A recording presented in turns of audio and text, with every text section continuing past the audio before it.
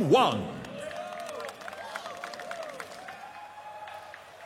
Very curious to see how the draft is going to pan out because of how interesting the meta has been in terms of developing over the course of this event. We see the Kunkka Nightstalker ban out of Invictus. We see the Nyx Lich ban out of LGD. Relatively common bans. Perhaps the Kunkka is the one that is the most specific, trying to deny that to Victoria. And right away, the Earth Spirit.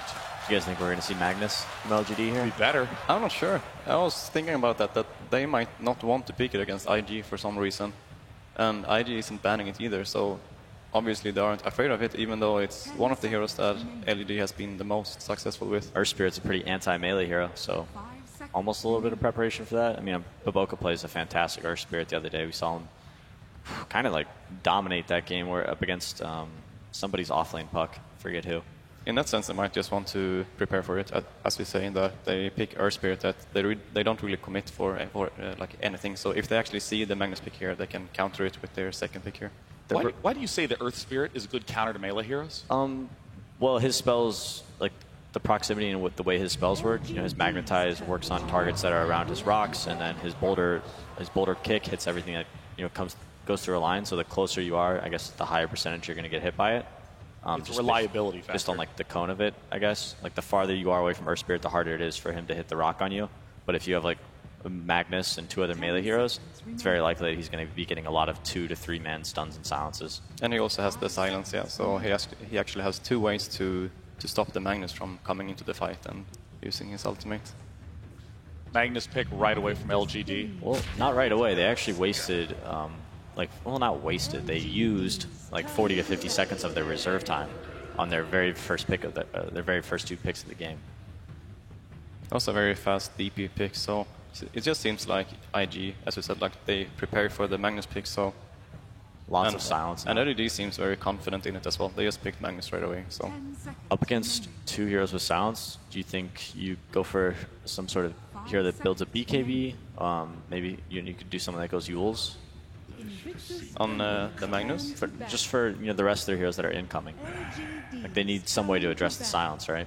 Yeah. Ideally not BKB heroes. You don't think so? Why is that? I like Manta a lot more. I don't know, BKB, man fighting versus Death Prophet, not my favorite thing. Yeah. I would say as a core. I prefer just to kite the Death Prophet ultimate, which you don't really want to do with the BKB. Yeah, Manta heroes could be cool. We still have Juggernaut and Lifestealer both in the pool. People really like those heroes up against Earth Spirit to remove Magnetize. Also, Healing Ward is very, very good up against Earth Spirit's ultimate. And they banned the Oracle, LGD did, because if you ulti the Death Prophet and she uses her Siphon Spirits, if that's the name of it, then she's going to get a lot of health. And you really want to burst down Prophet if you want to go for her when she pops her ultimate. Yeah, we've seen a decent amount of Oracle up against AA. You know, AA having that finishing ultimate when heroes get below 10% HP. But they banned Oracle, and then immediately following that, IG decided to ban AA, just to be careful of whatever might come ahead. 10 seconds. You know, bring up the fact that Earth Spirit and Death Prophet both have strong silences. There's some intuitive type things like, oh, if they have low armor, we're going to get a lot of physical damage. You know, these types of things. Or if we have strong magic resist, that's good against a large nuke-based team. Certainly. But silence can work on any target. So what are some of the main reasons that you want to get silence on a team? Well, I mean, for the obvious reasons of them not being able to cast spells, but it works really well against heroes that don't want to build BKB, just because, if they have to spend 4,000 gold on an item in order to do anything in team fights, that's a win for you. That's 4,000 gold they're not putting into damage. And it's like a very late build-up for Magnus to build it, because he usually wants to get the dagger and then either like Force or Shadowblade before he actually gets the BKB. So it's going to be a very late BKB for the Magnus, and in that sense, the silence is going to be very useful for a long period of the game. We see that Sven ban. Death Prophet also, her ultimate is entirely physical, so any positive armor buffs on LGD is going to reduce how much damage and effectiveness she has in team fights. Surprised we haven't seen Shaker. I think XSS could easily play it. I think it's pretty good versus Tusk and pretty decent versus the Magnus, and very good at protecting the Death Prophet. Yao's picked up one of his most common supports, Shadow Shaman, as the position 5. Nothing too surprising there. Yeah, Shaker is good against the Shadow Shaman as well to cancel the shackle from long distance. And then looking at Ame's hero, he's been playing a lot of Troll. Troll seems okay here. They got the Magnus, so Yeah, it's playable. I prefer, like, if people are going to pick Troll, I'd really prefer them to wait until they see what kind of core matchup they're in. I think their hero has some pretty big flaws. Let's see. We have Shadow Shaman for Yao. He played it a bit the other day, and they have all this team fight, and they just kind of sit behind Yao, and he runs in and is almost like this sacrificial lamb who drops wards and hides behind trees while they kill buildings. It almost forces IG to fight them, or they just give up their towers. Yeah, there's something that Bulba noted yesterday backstage that looking at a lot of these lineups, the ones that have lots of big different threats are doing very well. Obviously, Magnus has the Blink RP to set up huge team fights. Shadow Shaman, if left alone, he can throw down wards and knock down towers while you're not looking. I really like Juggernaut right now. I think that it can work. I know the hero hasn't been the most popular hero, and he might not be the best hero, but I think he works really well here. He's really great with the spin of dodging glimpse and getting out of disruptor spells. Also, and just dodging the Earth Spirit when he's gonna silence you and stun you. Tons of tools to deal with Earth Spirit. Also up against Death Prophet, Juggernaut's a hero that builds Diffusal Blade. Most Death Prophets go Eul Scepter, and they Euls themselves to protect themselves during their ultimate. But you can just diffuse her and bring her back down, and you can burst her. Disruptor is a very good pick here for IG as well, because they're gonna have an option to both try to catch the mag and kill him before he gets his ultimate off, but also during the laning phase, because the one thing that Magnus can use to get away is his skewer, and then Disruptor can just glimpse him. So they actually have a lot of kill potential on him now. The XXS Earthshaker. Yeah. Now, we've talked a lot about this fourth pick, where LGD kind of has to throw down Queen of Pain. Yep. They had to pick something pretty neutral. Yeah. Something that doesn't have a ton of counters, but is going to do well in his lane. The nice thing is they saw the Death Prophet first too, so they kind of knew what that matchup was most likely going to be.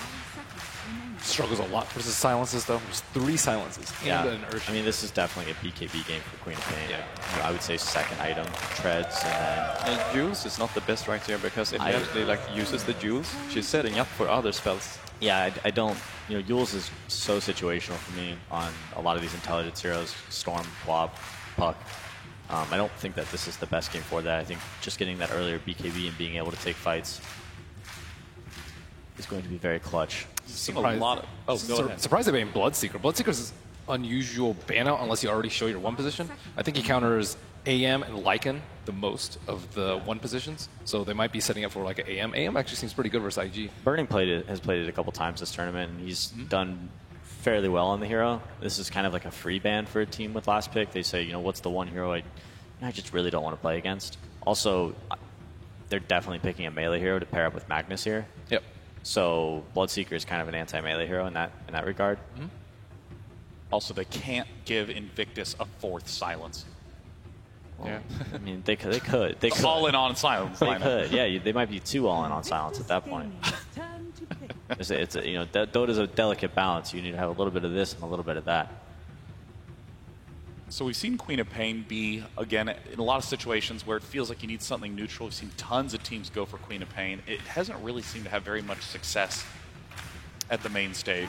This pick's also often a little tough, too. You have to pick your one before you see the opponent's one, so you can also pick something more neutral. I think Weaver's pretty neutral, is pretty decent in most matchups. Anything anti-melee is how I feel. You know it's coming. Faceless Void. Anti-melee.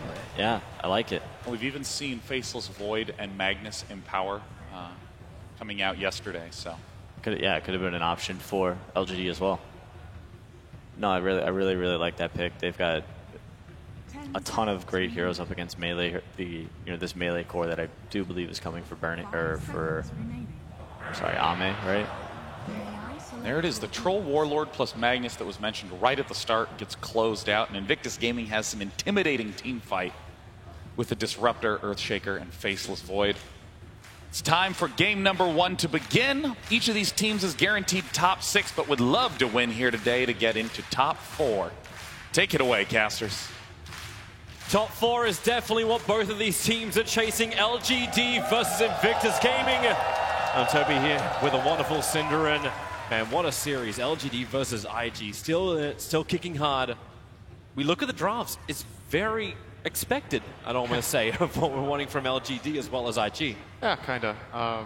I think PPD made a good point that these two teams have been showing extremely high skill and also know each other very well. So when you're in that sort of comfort matchup, you could almost say, then there's two options. Either you try to really take them out of their comfort zone and completely surprise, or you stick to your guns because you kind of have an expectation of what the other team will do. And they've kind of just been, counterpicking, then counterpicking, then counterpicking, while getting their own heroes. There's a lot of heroes, obviously, to highlight in this game. 11 on the Magnus, we've got Boboka, Earth Spirit. The one that I think wasn't given that much attention was the OP Death Prophet, which I think he's maybe the best player in the world on this hero, or at least easily top 3, has been having outstanding games. I believe it was at the Kiev Major that IG were just first phasing this hero as the only team. It got respect banned against them. So certainly a lot of comfort picks for both teams. So it's that confidence to do it again, first phasing up that Death Prophet. And we will get ourselves underway already. LGD looking to establish map control. And they are going to run that 11 Magnus up towards the off lane. Do you like the Tuskar pickup as well? Something else that LGD has moved into. We see a lot of team fight coming out from him. Is the Tuskar going to offer maybe that presence to the mid lane to try and control OP's Death Prophet? It's a good hero against the Death Prophet in lane, because Death Prophet is very movement based when it comes to the lane. You wanna, when you siphon, you want to be able to run heroes down, or siphon to disengage, you slow your opponent and run away from them. But the shards can counteract both types of play. In addition, it gives them catch. I think it's very nice when you look at how Victoria plays. He generally plays this Kunkka and the Tusk we see here, as they were talking about. And I think this is just LGD's replacement pick when they can't get their Kunkka. This is a good way to go. It's similar to Kunkka in the sense that Kunkka has both the aggressive and the defensive potential with X Mark and Ghost Ship, and Tusk is similar. You have the aggressive and defensive Snowball, and the shards can also be used aggressively and defensively. So I think it's just a good hybrid aggressive defensive support pick that LGD seem to really favor for Victoria. Well, we'll see just how effective it will be in this game. For the moment, Magnus has been forced off that top bounty rune. Burning will take it. IG haven't gotten on to the fact there was an observer ward also placed down around the corner. Everything else, as far as tempo goes from the game, what are both teams really looking for here? Are you happy just to let the lanes play out, maybe just look for that rotation gank in towards the mid, and let the safe and the off lane just be very passive? Or should there be more rotations to other lanes? Or is mid just the focus? It's a bit hard to say. The Queen of Pain is not the easiest target to gank for the Earth Spirit, and similarly, actually, we're going to have action right away. OP. Yeah, he's actually letting the Spirit Siphon go pretty early on. Victoria comes in with a shard, pushing OP down. Somnus getting a lot of damage into OP. He's already going to just munch on the Tango. Happy tree. Boboka not really having an influence until that point, but now it's the supports who have to create space for their mids. Yeah, this is every mid game at TI. It seems like. The only thing we're missing is the Nyx Assassin Mana Burn, yep, and it is missing. literally the classic mid. That is true. No Mana Burn this time around. Did get first phase banned together with the Night Stalker, so Nyx still banned. Now, that was, I think, the 100th ban on Nyx and the 99th on Night Stalker. When you see so many bans on that type of heroes, it really tells something about the style of play that the teams favor. I was waiting for you to say it's going to tell about the patch log, which comes out shortly after TI. More than likely going to have an influence on that. If the hero gets banned so much, it has a tendency to get nerfed. Nice bash from Burning. He's practiced that for years. Is he the oldest competitor this year? I think he's 29. The age of the player, I'm not certain. As far as the years of playing Dota, he's got to be up there. He's definitely up there, that's for sure. One of the very old school players from all the way back in Dota 1. Went under both the nicknames of Burning and I believe AAA for a while. That's a long time ago when he played on eHome, in 2009 or 10. I'll give you a +1 point for your memory, Synderen. Thank you. I got a little bit of a movement coming out from Yao. Looks like he's just coming up for the 2-minute rune. And Boboka gets himself an action rune, so a double damage may not be enough. OP only has the Crypt Swarm plus the Spirit Siphon, so they don't have that instant. Actually, you do have the Earth Spirit up at level 2, so it's an opportunity. Roll forward, they keep the silence on Somnus, but it's not long enough. And now maybe the shards turn around. No, it cannot lock in Bobica. So Somnus will just burn the south. The gank potentially could have worked just because that level 2 on the ES. It's still successful for IG. You want to keep the pressure up on this Queen of Pain and not just let her farm and play aggressively on the Death Prophet. They want to respond, force the Queen of Pain to buy regen, so you delay her other item progression, and especially when you have that double damage. Oh, nice shards! Yeah, it's going to hold OP in position. That's not enough. Already used that Shadow Strike onto the Earth Spirit, so they couldn't commit for the Death Prophet with it. And it looks like Bobica is just going to walk away for a little bit, probably use his Flask and his Clarity here and get ready to fight. That's exactly what he's going to do. So I'm not sure if we're going to see him rotate and try to do anything elsewhere. For now, the off lanes for both teams are getting quite a decent amount of farm, as is the norm in this patch. So both of them sitting on level 3, not getting completely shut down whatsoever. The only problem you probably have was for Magnus bottom lane. Troubles, Yao. Here comes your snowball forward. XSS underneath the tower. The shards. He doesn't block him in, but the shackles still holding him in position. The Earth, he cannot get back. Not far enough into the safety of the tier 1 tower. So LGD claim the first blood on the off-lane Earthshaker. Meanwhile in mid, there goes your silence once more onto the Queen of Pain. And she has enough life to get back to the tier 1 without forcing the blink. Had to buy an extra pack of tangos, and he's munching through all of them, I think, here with this aggression, so the bottle is getting quite a bit delayed. Seeing maybe going for this thing that has become a lot more normal in recent times, going the double null talisman before the blink, or sorry, the bottle, so that he can contest in CS, having a little bit of extra mana and health and the damage output. It looks like the bottle will be coming out for OP though, so he's opting for that more. I mean, I'm not completely sure what the ratios are right now of what mid players do, but I feel like we're seeing more double null than null into bottle. But with DP, of course, if you have this head start, it's very nice. There's a lot of runes that are very good on DP. Arcane is one of the best ones, especially into the later portion of the game. Not so good right now. No, but at least having the bottle, controlling the runes with Bobica, lets them bring Bobica back up to full health and mana, who's now going to be just hiding in a tree as Victoria walks past him, says hello, so they can at least shake hands for the moment. Bobica, it's like he still wants a rolling boulder forward. Somnus will be able to catch him. Shadow Strike is down. He has Scream at level 2, but with OP there is no way Somnus can commit into the Earth Spirit. And he's going to use this Arcane rune to get that Siphon off of that nuke, and it's very low mana cost, obviously.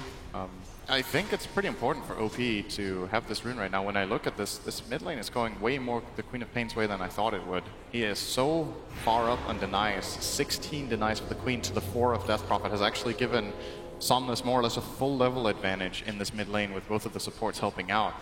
And that's good news for LGD. Getting that fast level 6 on Queen before Death Prophet gets her levels up allows you to go for that key kill in the mid lane that very often swings the game a lot.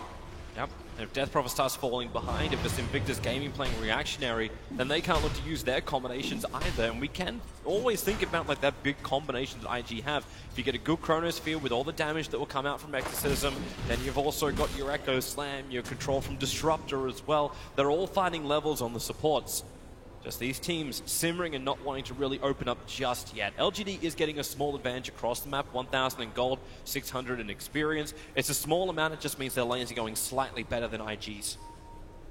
And that's very good for LGD when you also have this Magnus, because what has a tendency of defeating Magnus lineups a lot of the time. Actually, wait a second, Victoria, the roll missed though, so they're not going to commit.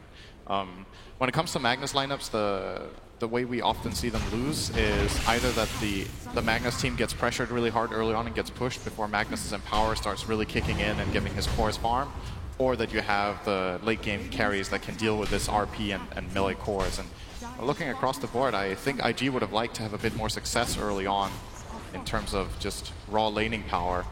LGD have drafted very well around that. All 3 of their lanes are doing very, very well here. Yep. They're just counting their time until the right moment. Are they able to harass that bottom tier 1 tower quite heavily? This is with the catapult wave and is forcing an extra TP. It's Disruptor coming down, rolling boulder, able to connect with the Troll Warlord. Yao and Victoria's here, but Victoria can't get in straight away. That Earth Spirit kick doesn't work, but the shards massively on the money. XSS, at least he can stun to create a little bit of space, but he will not survive. LGD, huge kills. And the pressure on the tower will actually make this easier for Arme to finish the job and bring down that first tier 1. This is one of the biggest strengths of Troll Warlord. In this early laning stage, he is extremely tanky. 13 armor. The first point in Berserker's Rage gives 6 armor. He wants to go this Ring of Aquila build. So IG, I think kind of naive even trying for that kill. They TP down the Disruptor, who's level 4. These heroes combining their spells don't have the damage until Shaker's level 6. And a bit of an assessment mistake there, giving LGD some very nice kills. Victoria in the right place at the right time. There was again, kind of that hybrid play with Tusk that was both aggressive and defensive at the same time. He saved the troll and gave them 2 kills with those ice shards. They're going to go again. Victoria, here comes the shards forward, locking in the Earthshaker Q. What can you really do here? Puts up a wall, the Fissure, stunning and keeping the Troll Warlord at least away from the Earthshaker, and OP reinforcements have arrived. The Death Prophet wants a fight, they're going to get it. The Glimpse dragging Troll back into the Spirit Siphon, plus the Exorcism damage. It'll be more than enough to bring down Arme. And with this, now it's going to be Invictus Gaming to push the other way on bottom lane and attack that tier 1 tower. This was a lot better. That was a great rotation, bringing down these heroes, using the Exorcism aggressively like this. I think maybe a necessity for OP as well to get out of mid for a little bit, because maybe it's dominating him so hard. This kind of play, it puts his hero to good use while he's getting out-leveled in mid. At least he secures that bottom tower. And now Shaker's going to TP into mid to try and protect this against the aggression of Somnus and Victoria. So IG get on the board, getting the first tower of the game and a little bit of a kill to boot. They do, but LGD are looking for a rebuttal. So they send Arme up to the top lane to attack into the tier 1 tower. As you said, that mid lane was taking considerable amounts of damage. Invictus Gaming do hold it back for the moment. But IG's teamfight's going to get better. You have Chronosphere up for burning. You have the phase boots, at least for the movement speed of OP. When it comes to those teamfights, very critical for him to be in the right place. Bobrika, maybe not the greatest thing for him. Like, he's probably the weakest point of IG at the moment. Only now going to hit level 4, soaking up the experience in the mid. This is something we see from Earth Spirits in quite a few games. It's a bit uncharacteristic for Bobrika because he has this like X factor on the hero, just a tendency to find these early kills. But in this game, I think he's a bit lineup limited in what he can do. There is no good lane to gank for him. Killing Troll with this hero is almost impossible. Killing Queen of Pain is very difficult when your mid laner is a Death Prophet. And in the top lane, maybe they could have found a pick on this Magnus if they combined their spells very nicely, but it's not the easiest either. So he's going to be a little bit slow here. This does happen sometimes to Earth Spirit. The main thing is finding level 6. Then even if your early game is slow, you can get that one great team fight with Magnetize, and then all of a sudden your hero looks like it never had a bad early game. Still waiting for that team fight from LGD. You have Magnus. He currently went for a 4-2-1 build. So just focused on heavy farming for the moment, does have the arcane boots, needs that last critical item for the team fight, which is the Blink Dagger. And IG is a very non-invasive from both sides. They're not contesting any parts of the jungle for either side. It's pretty much everyone's got this almost ceasefire agreement. You're allowed to farm, and then we'll take a tier 1. Okay, then you take our tier 1 tower. Straight trade-off, we understand the rhythm of the game. But someone's going to change the beat. And LGD, under this smoke gank, maybe they can do exactly that. Well, this slow-paced game is certainly favoring LGD right now. They're getting through that difficult, or the hardest stage of the game, arguably, for Magnus. He's just been left to free farm. He's been giving Troll Empower multiple times, so the farm is just flowing in for LGD. And 11 will not skill his RP for quite a while, probably just get 4 in Empower, maybe even his talent. Yeah, perfect observer what's going to see him. Victoria starts with the shard, just wants to block him off. Able to do so, Queen of Pain moving forward. The Fissure buys a little bit of time. There's a lot of mana in XXS, but LGD backing off the fight. They really didn't want that.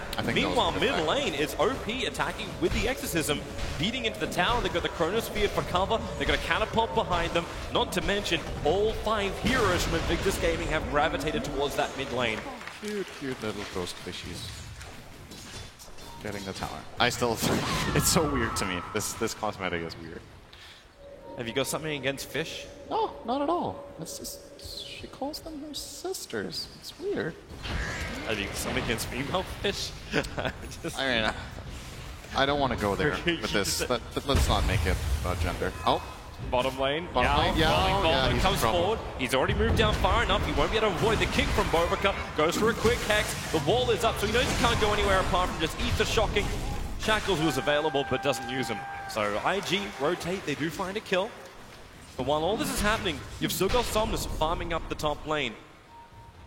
Everyone else has gone either into the jungle, into Ancients. Victoria's considering going on OP in the mid, but Armea's got other thoughts, looking for the double damage rune in bottom, but he's not even going for that. In fact, it's going to be into the bottle of OP. We've actually seen surprisingly little stacking from LGD, maybe even none. This troll with Empower can farm quad stacks of Ancients very easily on level 9, just having this blind from the Whirling Axes.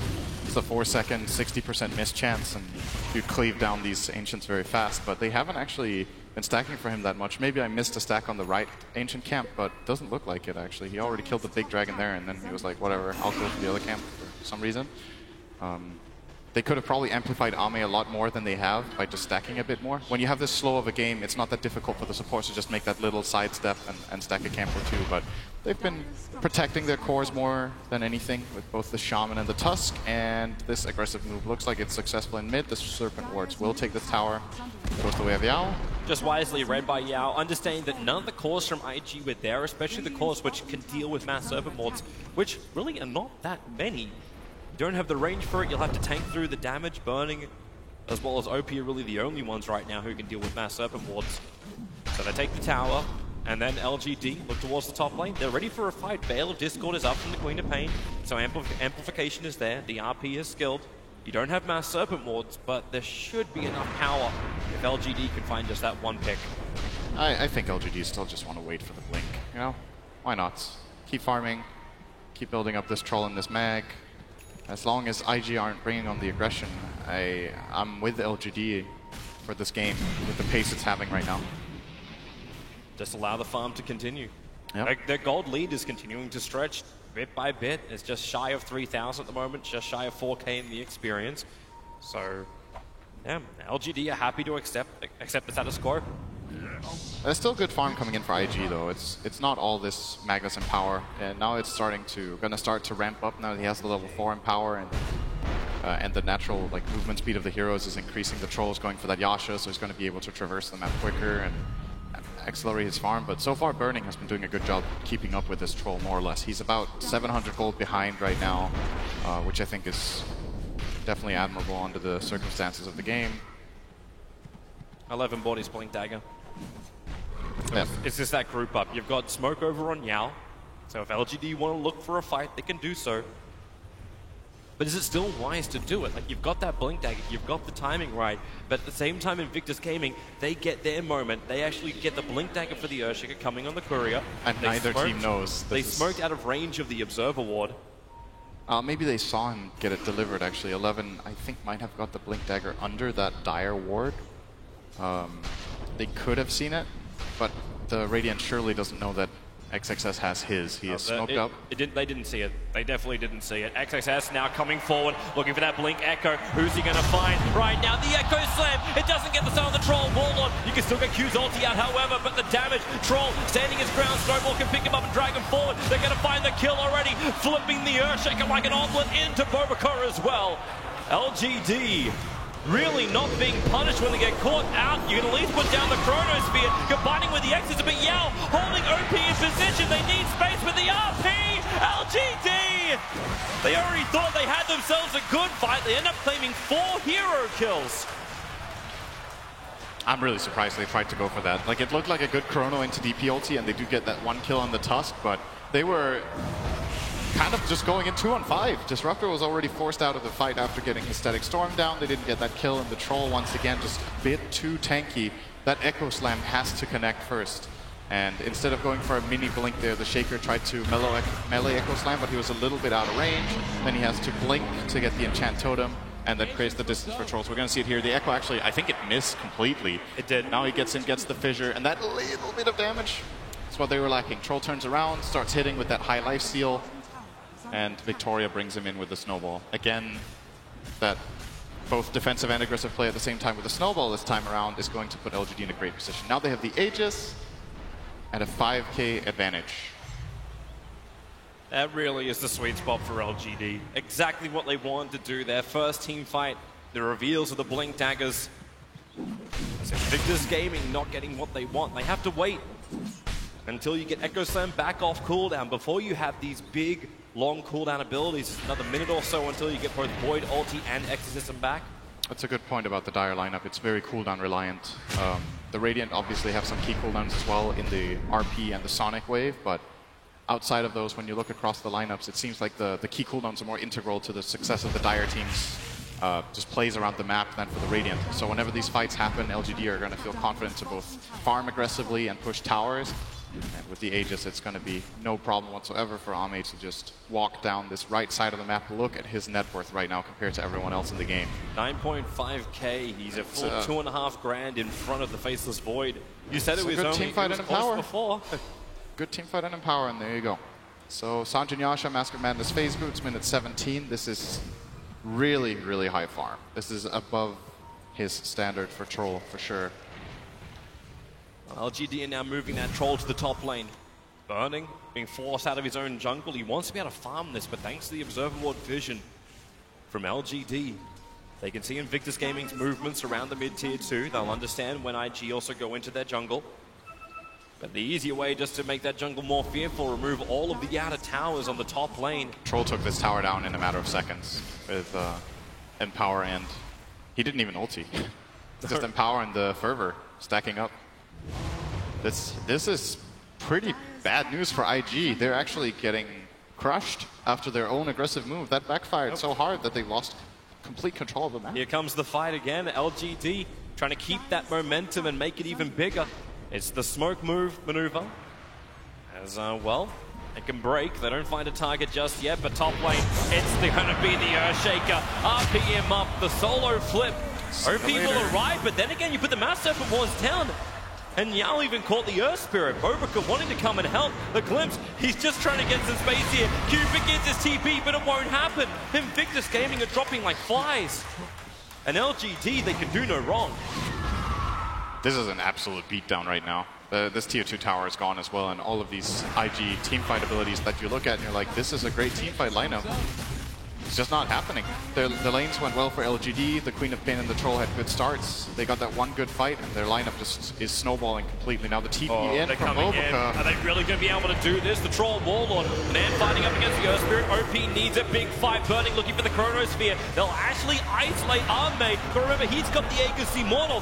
Shaker's going to lose his life just to burn this. And Burning, well, there goes your Chronosphere. OP, he needs this kill with the Sonic Wave. The damage amplification is just way too much. Invictus Gaming, 4 heroes down. You know you're going to make it 5. Q can run, but they call GG in sub 20 minutes. LGD, this is a curve stomping by them. Man, this game's just over. Literally. I mean, what do you think? IG knew they were going to lose a lane to Rax there. And if you lose a lane to Rax 20 minutes in against a lineup with Magnus Troll, it's not... You kind of feel like it's not going to be possible for your team to come back. It is a best of 3, so they have the next game to look forward to. Generally, in these lower bracket matches, teams try to play to the bitter end, but this game was just so out of hand so fast that it was hard to see IG with any opportunities. And all of it started just to, well, escalate quickly after that Echo Slam didn't connect. They went for the fight. It was the double blink daggers that arrived, and IG needed that to work. The Chronosphere commitment into the bigger fight just made it even worse. And the snowballing went all the way of LGD. Like that Mag Empower buff up, like it gave the damage for the fight, but we didn't even see it like economically start to work with the farming. So this puts LGD in a position where they have they won every game with and against Magnus on the main stage? I think they've won with it twice. Other games it was banned. The only team that beat LGD at this main stage so far was Virtus Pro. They banned Magnus both games and played really fast tempo against them. OG tried to take Magnus away, then they lost twice with it. And now IG give it away and get absolutely trashed. I think this is a ban, honestly. I think it's a ban against LGD, and then you try to beat them on playstyle. So you ban out the mag. I think it's the biggest comfort pick for them. It just makes their playstyle come together very nicely. And then still high tempo. I like IG's draft. I thought it was pretty good, but if you fail these couple of key moments into a mag lineup, you're just going to lose. And Invictus Gaming should know this very well as one of the heroes that helped them when they were winning down in China, that big LAN event, which actually helped them get the direct invite. So Invictus Gaming had to scratch their heads, go back to the draft board, and understand exactly what they want to do in Game 2. Because right now, a 20-minute knockdown, getting your head back in the game, and staying in TI is the hardest thing that they will be facing at this event. Best of luck to them. We'll be back to see who can actually fight out Game 2. Will we actually go